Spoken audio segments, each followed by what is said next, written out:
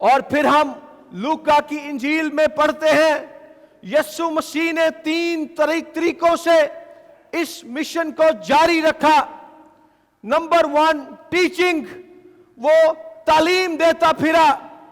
Number 2 preaching, وہ منادی کرتا پھرا خدا کی بادشاہی کی خوشخبری کی۔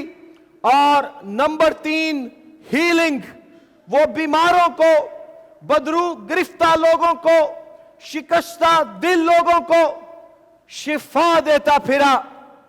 ٹیچنگ، پریچنگ اینڈ ہیلنگ، تعلیم دینا، منادی کرنا اور شفا بخشنا، یہ 3 کام خداوند یسوع مسیح لوکا کی انجیل میں کرتا رہا۔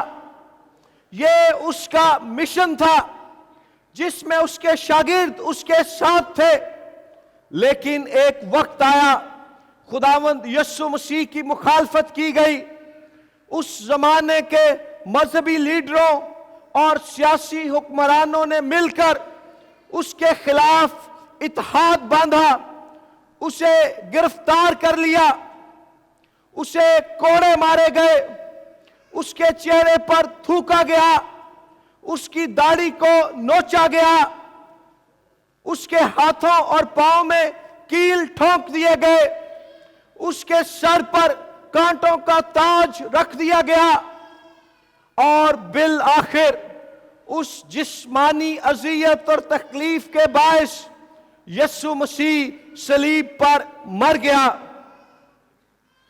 اس کے دشمنوں نے سوچا کہ یسوع ناصری کا خاتمہ ہو گیا ہے اور اس کے ساتھ ہی اس کے مشن کا بھی اینڈ ہو گیا ہے۔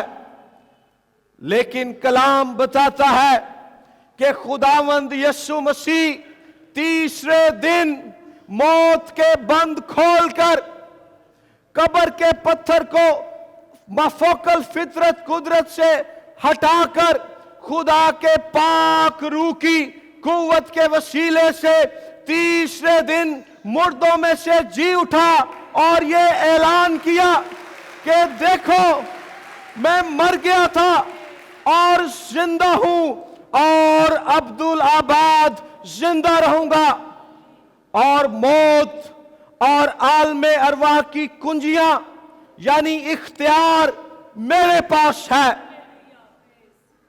یسوع مسیح جو اختیار قدرت رکھتا ہے وہ زندہ ہوا، اور وہ شاگرد جو مایوس تھے، جو پریشان حال تھے، جو نا امید تھے، جنہوں نے ڈر کے مارے خود کو ایک بند کمرے میں چھپایا ہوا تھا، خداوند یسوع مسیح ان پر ظاہر ہوا اور انہیں حکم دیا کہ شفا، نجات، بحالی اور ہمیشہ کی زندگی کے جس مشن کو میں نے شروع کیا تم نے اسے جاری رکھنا ہے۔